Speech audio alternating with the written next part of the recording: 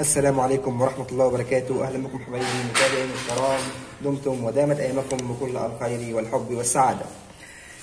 في البداية لازم ننصر الرسول صلى الله عليه وسلم بأن احنا نقاطع أي منتج فرنسي. احنا دلوقتي وما زلنا في مصنع الأندلس بكفر الدوار لأخونا محمد البلاط، وهنفتح له إن شاء الله مكانه اللي هيسترزق منه، وأتمنى أن الكل يدعي له ويدعينا بصالح الأعمال. واحنا النهارده نعمل صابون بحوالي تكلفة 2 جنيه للتر. علشان نعمل صابون بتكلفة 2 جنيه للتر بالجليسرين، احنا مش هنحط جليسرين، هنحط بيك يو 7. البيك يو 7 البديل الافضل للجليسرين والافضل بكتير كمان. دلوقتي هنملى 3/4 البرميل ميه، ده برميل 125 لتر، هنملى تلتين ميه، هنملى تلتين برميل ميه. هننزل باول حاجه معانا الإيديتا 50 جرام من الإيديتا علشان تعالج الميه من املاح الكالسيوم واملاح المغنيسيوم. الإيديتا بتعمل حاجز على املاح الكالسيوم واملاح المغنيسيوم، فما يضروش الميه اللي احنا شغالين بيها. طبعا هنحط الإيديتا مباشره مع التربيك جيد.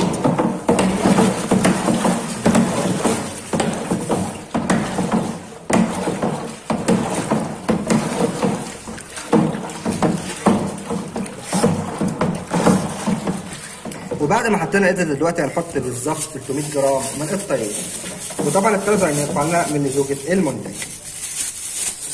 طبعا لازم يكون التقليب سريع جدا اثناء رش الستايلس عشان ما يكلكعش مننا.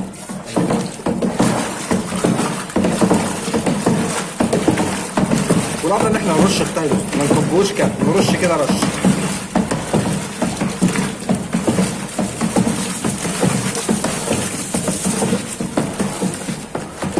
وبعد ما حطينا كده الطرز معانا هنحط كيلو 700 جرام من الصودا السائلة.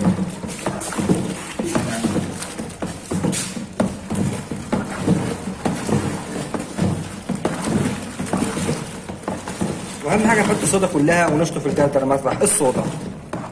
وبعد ما حطينا الصودا هنسيبها تتفاعل مع الطرز عشان تديني اكبر نسبه تغليظ ممكنه. هنسيبها يعني حوالي من نص ساعه لساعه مع التقليب الجيد. نسيبها ونرجع. بعد ما سيبنا الصودا تتفاعل مع السلفونيك دلوقتي هنحط السلفونيك. انا معايا دلوقتي بالظبط 5 كيلو من حمض السلفونيك، سلفونيك الامل، سلفونيك ممتاز جدا يا جماعه، تركيز 85%، عشان كده الكيلو بتعادل 340 جرام صودا سائله.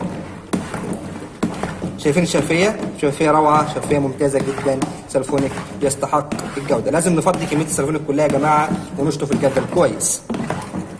وبعد ما سيبنا الصودا السلفونيك يتفاعل مع الصودا، وبعد ما فضينا الكميه اللي في الجردل كلها، دلوقتي هنظبط البي اتش بعد ما سيبناهم يرتاحوا مده لا تقل عن ساعتين.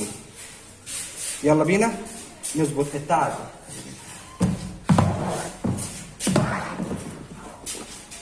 طبعا احنا في رغوه ياما، فهناخد بالقلاب ونطلع كده، والنقط ديت اهم حاجه بعيد عن الرغوه يا جماعه. تعالوا نشوف البي اتش بتاعنا ونقارنه.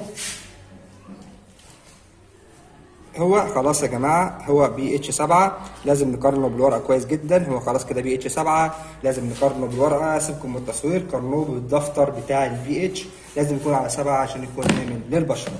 وبعد ما ظبطنا كده التعادل، دلوقتي هنحط كيلو من التكسابون. وبعد ما ظبطنا التعادل دلوقتي هنحط كيلو تكسابون مقلبينه قبلها بيوم. طبعا هنحطه في 10 لتر ميه ونقلبه كويس جدا ونسيبه اليوم كامل، هنلاقيه تاب تماما. بس لازم نقلبه على فترات، كل كام ساعه نديله تقليبه لحد ما يذوب تماما. هنحطه معاه التقليب الجيد.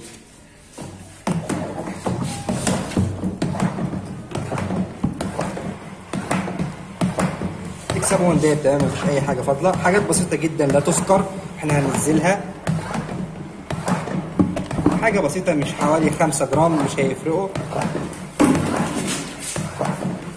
وبعد ما دوبنا التكسابون كويس جدا، دلوقتي معانا 500 جرام من البي بي 4. ودلوقتي هنحط 500 جرام من البي بي 4، والبي بي 4 من المواد الجميله جدا اللي بتزود من رغوه المنتج.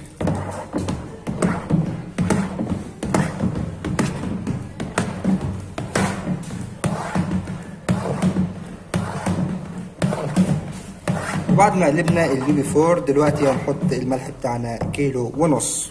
ودلوقتي هنحط الملح بتاعنا كيلو ونص بالظبط.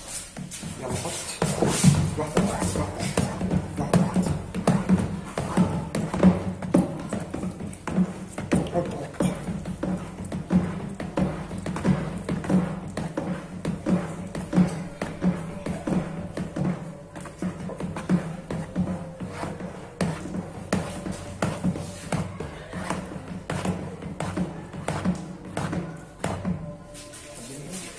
وهنستنى لما الرغوه تهدى شويه ونكمل بقيه الملح. ودلوقتي بعد ما الرغوه هدت نكمل ملحنا للاخر.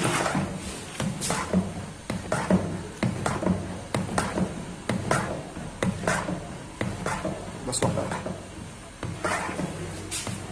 طبعا فاضل شويه صغيره هرجع ادوبهم.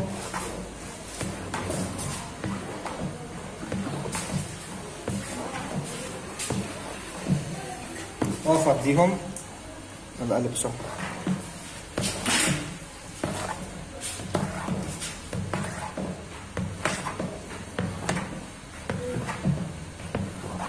ودلوقتي هحط اللون. ودلوقتي هنعمل لون بريل يا جماعه. عشان نعمل لون بريل هنحط 10 جرام من الاصفر معاهم 30 جرام من الازرق هيدوني لون بريل بالظبط. هنحط اللون ونقلب كويس جدا. طبعا لازم نشطف مكان الحاجه اللي احنا مطلعين فيها اللون كويس جدا.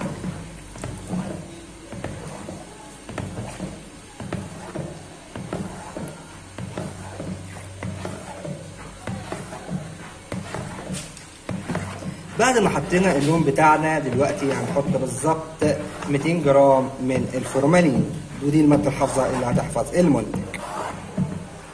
طبعا احنا كده يعتبر كملنا ميتنا للاخر، هي الميه كامله للاخر الحمد لله. فهنحط 200 جرام فورمالين.